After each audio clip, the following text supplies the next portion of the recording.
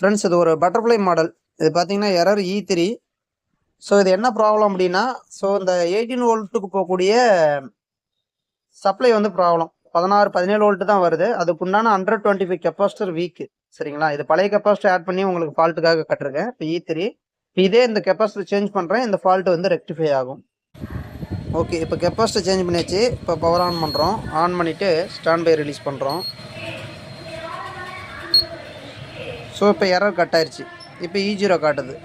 அப்போ இந்த டிரைவர் சர்க்யூட்டுக்கு போகக்கூடிய அந்த 125 வீக்காக இருந்ததுனாலும் இங்கே வோல்டேஜ் ட்ராப் இருக்கும். இல்லை அதில் பல்ஸில் ரிப்பிள்ஸ் இருக்கும். ரிப்பிள்ஸ் இருக்கிறதுனால ஸோ டிரைவர் சர்க்யூட்டை சரியாக புரிஞ்சுக்கிட்டு அதை வந்து ஸ்டாப் பண்ணி வச்சிடும். பல்ஸ் ஸ்விட்சிங் பல்ஸ் ஸ்டாப் பண்ணி அதுக்குண்டான எரரை வந்து டிஸ்பிளே பண்ணும். அப்போ நம்ம பேசிக்கலி எங்கெங்கே எந்தெந்த இடத்துல எவ்வளோ வோல்டேஜ் வருது அப்படின்னு மெஷர் பண்ணோம்னா இது மாதிரி ஃபால்ட்டெல்லாம் ஈஸியாக நம்ம அரெஸ்ட் பண்ணிட முடியும்.